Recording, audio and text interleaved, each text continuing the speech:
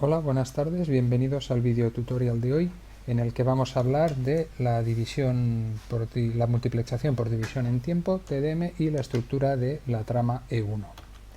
El índice de nuestro tutorial de hoy: en primer lugar hablaremos de lo que es la Time Division Multiplexing, TDM, después hablaremos del formato de trama E1, los formatos de trama, lo que es la multitrama y lo que es el CRC4, y finalmente hablaremos de las alarmas y eventos en los enlaces E1 y por último del sincronismo y las fuentes de reloj.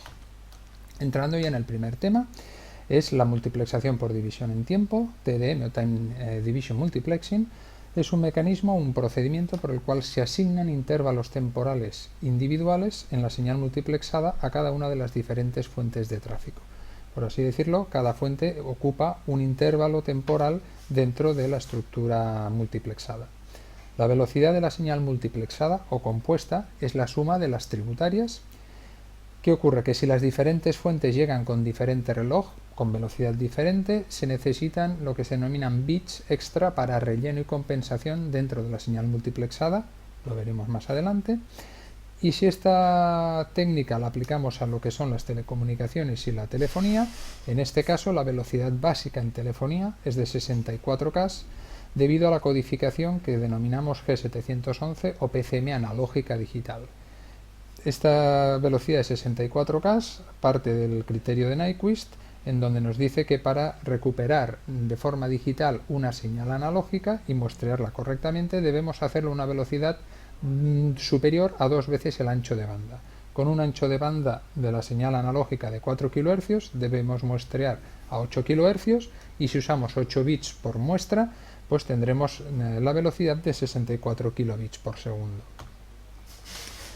La codificación de voz según G711, aquí veis un gráfico en donde lo que estamos haciendo es la señal analógica, la estamos muestreando y digitalizando con 8 bits, es decir, 256 niveles de amplitud, y la estamos muestreando a esta velocidad de 8 kHz, es decir, cada 125 microsegundos.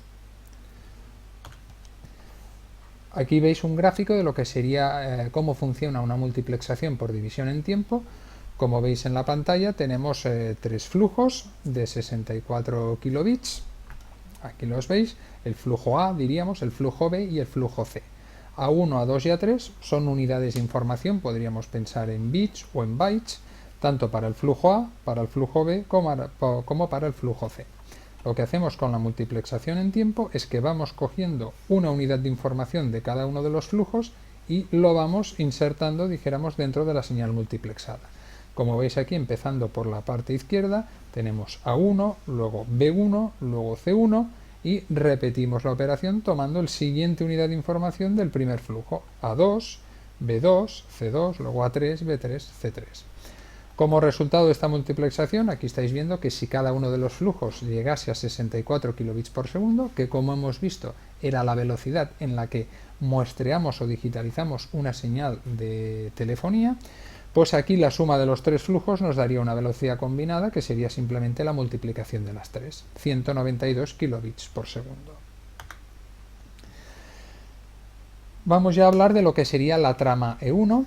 Una trama E1 es lo que se denomina un formato G704 y es la unidad básica de información en las redes de telecomunicación, PDH y SDH, y consiste básicamente en multiplexar 32 canales, cada uno de 64K, es decir, multiplexar 32 canales de telefonía o de audio, en un flujo combinado de la multiplexación de 32 por 64, por lo tanto 2048 kilobits por segundo, o lo que se denomina habitualmente 2 megabits por segundo. Cada intervalo de los que veis aquí, desde el 0 al 31, son los 32 intervalos, se denominan time slots o slots de tiempo, y contiene 8 bits de cada fuente de tráfico. Estos 8 bits, recordad, es un byte, que es una muestra de la señal.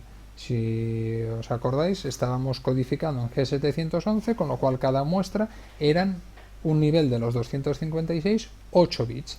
Estos 8 bits o byte es lo que vamos a encontrar en cada uno de estos time slots. Puede o no existir lo que se denomina una alineación de trama.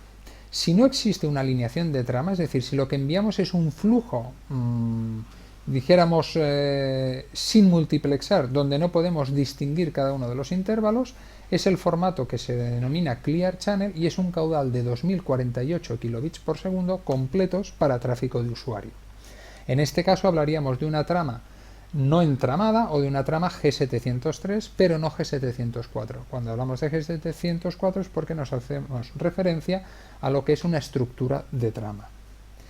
Aquí veríais en este gráfico que tenemos una estructura de trama, 32 timeslots, empezando por el 0 y acabando por el 31.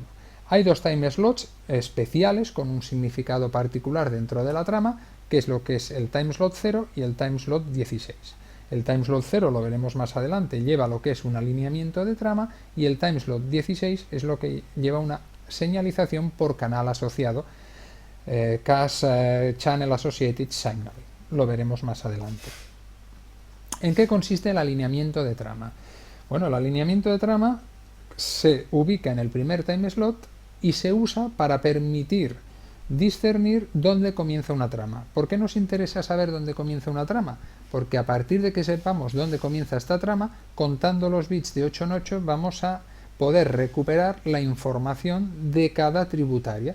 Es decir, vamos a saber qué 8 bits corresponden al timeslot 1, qué 8 bits corresponden al timeslot 2, etcétera, etcétera. Y a partir de una trama, las siguientes tramas, podremos reconstruir al final el flujo de datos de 64K individual que tenemos insertado dentro de esta trama.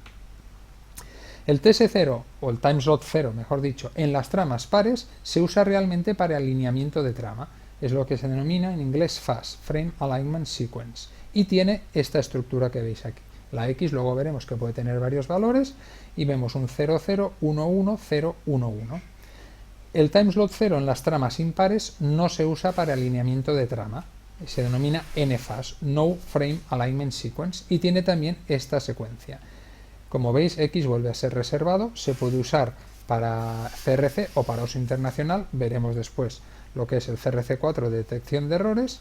Luego a continuación tenemos un bit que es 1, este bit 1 nos permite distinguir del anterior timeslot 0, del de trama par. Luego tenemos el bit A, que es un bit de alarma, que lo envía un elemento de la red para indicar que ha recibido una pérdida de señal en recepción y por lo tanto transmite esta alarma al extremo remoto, lo veremos al final del tutorial de hoy. Y luego tenemos los SA bits que se denominan SA4, SA5, SA6, SA7 y SA8, que normalmente son bits libres que puede usar un fabricante de equipamiento para insertar una señalización en banda, y también se usan también para temas de tipo internacional. ¿Cómo funciona el proceso de alineamiento de trama? Bueno, pues lo que tenemos que hacer es ir recibiendo la secuencia de bits y hacer un matching o una coincidencia con propiamente una trama par, con un FAS. Nos esperaremos 32 timeslots y comprobaremos también si el segundo bit es un 1. Si el segundo bit es un 1, entonces será porque realmente estamos con una alineación de trama correcta. ¿Qué tipos de formato de trama tenemos? Como hemos visto antes, tenemos el Clear Channel o formato transparente. En este caso no hay formato de trama, es un único flujo de 2048 kilobits por segundo, y por lo tanto aquí, si hay una multiplexación, la tendrá que desenmultiplexar o demultiplexar otro elemento. Si a nosotros llega una trama que no está multiplexada o con un formato de Clear Channel, lo trataremos como un flujo continuo de bits sin poder hacer ningún tratamiento independiente o individual de cada una de las tributarias. Luego tenemos los formatos que se llaman PCM31 31C, en cuyo caso sí tenemos un alineamiento de trama, pero el timeslot 16 se usa para tráfico, no se usa para señalización. Es lo que se denomina CCS o Common Channel Signaling. Y luego tenemos los formatos PCM 30 y 30C, que tienen un alineamiento de trama y en donde además el timeslot 16 se usa únicamente para señalización. No lleva tráfico de usuario, sino únicamente la señalización del resto de canales. Es lo que se denomina CAS o Channel Associated Signaling. ¿Qué transmitimos en esta señalización que estamos diciendo que puede ir por canal común o por canal asociado? Bueno, pues en sistemas de telefonía transmitimos todas aquellas situaciones susceptibles de ser señalizadas. al margen del tráfico de usuario, en este caso al margen de la voz, de la señal de voz digitalizada. Por ejemplo, transiciones o situaciones de tipo off-hook, de descolgado de un aparato telefónico, on-hook, colgado, ringing, generación de timbre, no dial tone, etcétera, etcétera. Bueno, vamos a ver, ya hemos visto la estructura de trama, que la estructura de trama, como decíamos, consistía en tener un timeslot 0 que nos permite alinear la trama y 32 timeslots, y ahora vamos un paso más allá, que es la denominada multitrama. La multitrama no es ni más ni menos que un conjunto ordenado de 16 tramas. ¿Por qué es necesaria esta multitrama? Bueno, es necesaria esta multitrama porque si estamos utilizando un único timeslot, que en este caso es el 16, para señalizar o llevar la señalización de 30 canales de audio, tenemos a su vez que saber cada timeslot 16 qué canales de audio señaliza. La forma de saber que este timeslot 16 señaliza, por ejemplo, el canal 8 y el canal 24 es a través de la estructura de multitrama. Lo veis en este gráfico. Una estructura de multitrama no es más que la secuencia o el conjunto de 16 tramas. Como cada trama se producía cada 125 milisegundos, si multiplicamos 16 tramas, cada 125 microsegundos, nos da un total de 2 milisegundos. Es decir, las multitramas se repiten cada 2 milisegundos. Aquí veis la estructura de multitrama, donde tenemos de la trama 0 a la trama 15.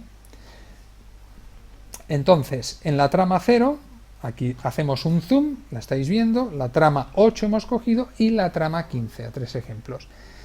Dentro del timeslot 16, ahora nos estamos fijando únicamente en el timeslot 16 de la trama 0, tenemos esta combinación de bits 0000, que es el alineamiento de multitrama, y la combinación XA-XX, donde no hay alineamiento de multitrama. Y luego, para el resto de tramas, desde la trama 1 a la 15, tenemos 8 bits que están agrupados en dos grupos de 4, ABCD, ABCD. Estos son los denominados ABCD bits, los bits de señalización, y como veis aquí, si nos fijamos en la trama 8, el timeslot 16 de la trama 8 señaliza en los bits, en los primeros 4 bits, los más significativos, la señalización de la trama 8, del timeslot 8, y en los 4 siguientes, o en los menos significativos, le tenemos que sumar 16. Por lo tanto, será la señalización del timeslot 24. Si esto mismo lo trasladamos a la última trama de la multitrama, que es la trama 15, veremos que el timeslot 16 no señaliza con los primeros 4 bits el timeslot 15 y con los otros el timeslot 31. En conclusión, en una multitrama tenemos un alineamiento de multitrama y a su vez tenemos 15 por 2, 30 señalizaciones correspondientes a los timeslots del 1 al 15 y del 17 al 31. Como resultado de la multiplicación que tenéis aquí, pues cada ABC de bits, cada bits de estos tiene un flujo de un medio kilobit, es decir, 500 bits por segundo. Estos bits ABCD, aparte de señalar en telefonía el colgado, el descolgado, el ringing, etc., también se usan en enlaces SIM entre sistemas radio o centralitas analógicas. Y en este caso señalizan el estado de los contactos EIM en ambos extremos. El E es lo que se denomina el earth y el M es el mouth. Básicamente son dos contactos entre dos sistemas de audio que se pueden conectar a PTT y Squelch de emisoras o bien que señalizan sistemas antiguos de telefonía. Para estos 4 bits el valor 0000 no es posible, pues coincidiría con la palabra de alineamiento de trama, por lo tanto se podría producir un error. Cuando solo se usa el bit A de los 4 para señalizar, el resto deben fijarse a 101. Y por último comentar que hay una I2Q400 o la IETF R2, que es un estándar de señalización entre sistemas telefónicos a través de los bits ABCD en señalización por canal asociado. Es decir, hay una serie de conjuntos de valores en los cuales se pueden poner de acuerdo dos sistemas señalizándose diferentes situaciones a través de estos 4 bits. Vamos ahora con lo que es el CRC4. El CRC4 es un código de redundancia cíclica en este caso se denomina código de redundancia cíclica de 4 bits, que se usa para la detección, que no corrección, de errores dentro de la trama. Estos bits de CRC se colocan en las tramas 0, 2, 4 y 6 y nos permiten detectar errores en las semitramas previamente enviadas y recibidas, tramas de la 0 a la 7, mientras que los bits CRC en las tramas 8, 10, 12 y 14 nos permiten detectar estos errores en la segunda semitrama en las tramas 8 a 15. Vamos a verlo de forma más gráfica. Lo que tenéis en esta tabla es el intervalo de tiempo, el timeslot 0, para una multitrama, por lo tanto 15 tramas, y hablamos de una submultitrama 1 y 2. La primera submultitrama es de la 0 a la 7 tramas y la segunda submultitrama de la 8 a la 15. Si recordáis al principio del tutorial veíamos que para las tramas pares, lógicamente tenemos el alineamiento de trama, fas, nfas, fas, nfas, como veis aquí, y aquella X que veíamos al principio es donde podemos insertar los bits de CRC4, C1, C2, C3 y C4. Estos C1, C2, C3 y C4 lo que me están permitiendo es detectar los errores en las primeras 8 tramas, por lo tanto en la primera submultitrama. En este caso, en la NFAS tenemos 0, 0, 1 y 0. Mientras que en la segunda submultitrama volvemos a tener C1, C2, C3 y C4 que también nos notifican o nos permiten detectar errores en esta segunda submultitrama, pero a diferencia en la 13 y en la 15 vemos que en la NFAS tenemos lo que se denomina el bit E. El bit E es un bit de error que puesto a 1 nos indica que estamos recibiendo un error de CRC. Es decir, si nosotros recibimos una trama y a través del cálculo de CRC vemos que no coincide con los bits que estamos recibiendo y que por lo tanto hay algún error de CRC, se lo notificaremos al extremo remoto, que es el que nos está enviando la trama errónea, o por el camino se está cogiendo los errores, se lo notificaremos a través de este bit E. Cuando el otro extremo reciba este bit E puesto a 1, quiere decir que el extremo contrario está detectando estos errores de CRC. Es una forma de notificación de alarmas. Alarmas y eventos en las tramas de 2 megabits en las tramas E1. Conceptos que se escuchan siempre, por ejemplo, una loss. Una loss es la abreviatura de loss of signal o pérdida de señal. Cuando decimos que un elemento tiene una loss, pues cuando no hay señal física recibida en la interfaz. Es decir, yo no tengo señal física en mi trama de 2 megabits. Luego tengo lo que se denomina una LOF o una loss of frame. En este caso quiere decir que yo sí estoy recibiendo señal, pero esta señal no soy capaz de identificarla como una estructura de trama. A lo mejor estoy recibiendo una estructura clear channel, por lo tanto no hay un alineamiento de trama, y si no hay un alineamiento de trama yo no puedo de ahí deducir que hay una estructura de trama e intentar demultiplexar o trabajar con los canales de la trama.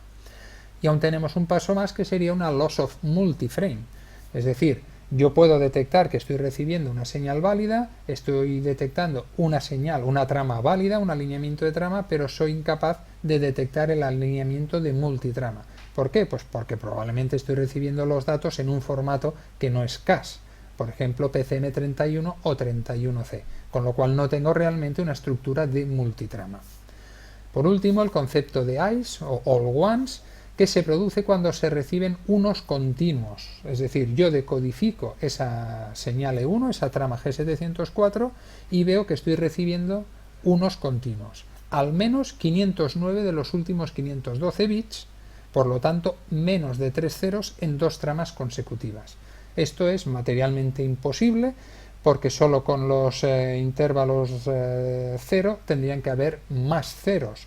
Por lo tanto, quiere decir que en ese caso yo no estoy recibiendo una señal correcta y válida. Vamos a ver cómo se producen estas alarmas en los sistemas en real. Aquí veis un ejemplo donde hemos puesto 2 multiplexores con un enlace E1, una trama de 2 megabits que se está enviando. El de la izquierda, como veis, está enviando una señal hacia la derecha y el canal de retorno, vamos a decir, que sería el multiplexor de la derecha como envía hacia el de la izquierda. En el camino superior se produce un corte de la señal, vamos a decir, de forma que lo que está recibiendo el multiplexor de la derecha es una loss of signal. ¿Cómo lo notifica al extremo remoto, al de la izquierda? Pues lo notifica poniendo este bit A en las NFAs a 1. Es decir, que si está a 0 no hay alarma y si está a 1 hay alarma. Cuando el multiplexor de la izquierda recibe este bit a 1, activa lo que se denomina una RAI, una Remote Alarm Indication, es decir, estoy notificando o tengo un indicador de alarma en el equipo remoto. Yo no tengo una alarma aparentemente, pero el equipo remoto mío sí que tiene una alarma.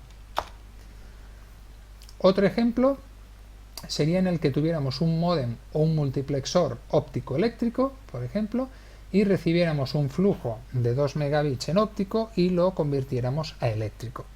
¿Qué sucede si yo tengo una loss, una pérdida de señal en la interfaz óptica? Pues lógicamente, si yo estoy convirtiendo una señal óptica a eléctrica y no recibo una señal óptica, lógicamente no podré generar una señal eléctrica con la información recibida, porque no estoy recibiendo señal.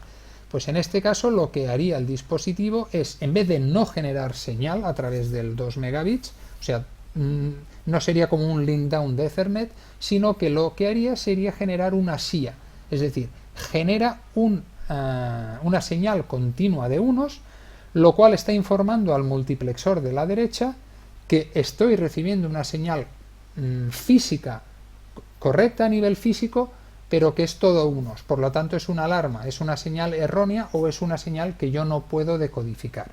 Es una forma de generar hacia el extremo remoto una señal física, vamos a decir válida físicamente, pero no válida lógicamente. Por último, vamos a ver el tema de sincronismo y fuentes de reloj en sistemas TDM, en sistemas de 2 megabits. Vamos a empezar con estas premisas. Los sistemas de transmisión TDM por multiplexación por tiempo, por multiplexación por división en el tiempo, son síncronos por naturaleza. O sea, ya hemos visto que tenemos una serie de señales que nos vienen a un ritmo, vamos a decir, fijo con un reloj, y que estos relojes debemos nosotros combinarlos para generar una señal multiplexada que básicamente es la multiplicación o la suma de los flujos de reloj de las señales tributarias.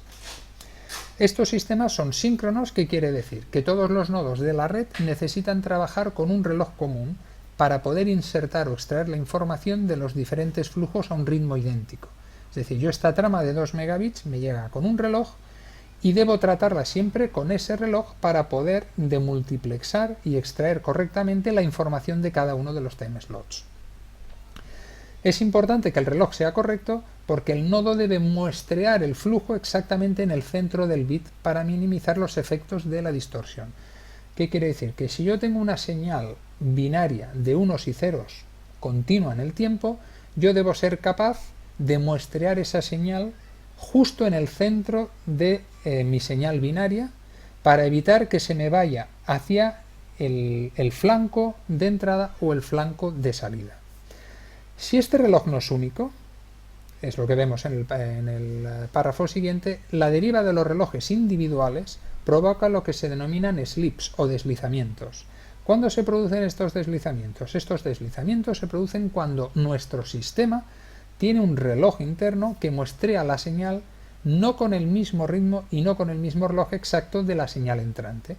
¿Qué está sucediendo? Que si nosotros no muestreamos exactamente al mismo ritmo, si nos lo imaginamos gráficamente, veremos que tarde o temprano, si el ritmo no es idéntico, acabaremos muestreando dos veces un mismo bit, porque lo habremos muestreado justo al principio y justo al final, con lo cual estaremos repitiendo un bit, o bien estaremos perdiéndonos un bit, porque muestrearemos justo al final de uno y justo al inicio, no del siguiente, sino del otro.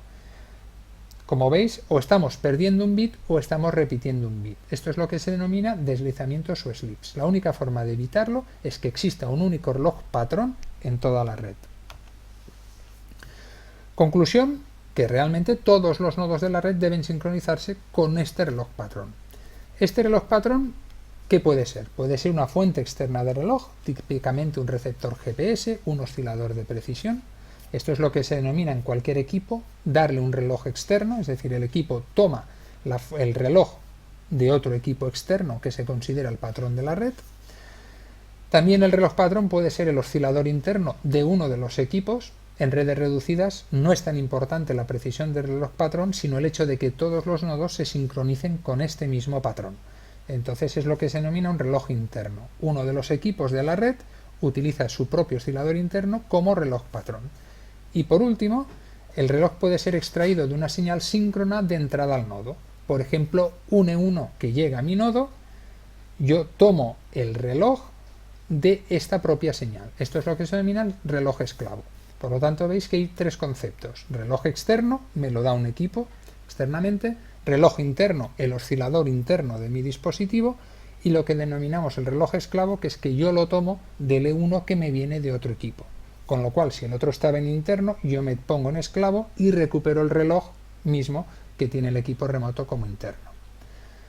Si a un nodo de la red tenemos conectado un reloj patrón GPS a través de una entrada de sincronismo, este nodo deberemos configurarlo con reloj externo y enviará este reloj al resto de nodos, que deberán configurarse como reloj esclavo. Y con esto acabamos el tutorial de hoy. Espero que os haya gustado y hasta próximos tutoriales. Gracias.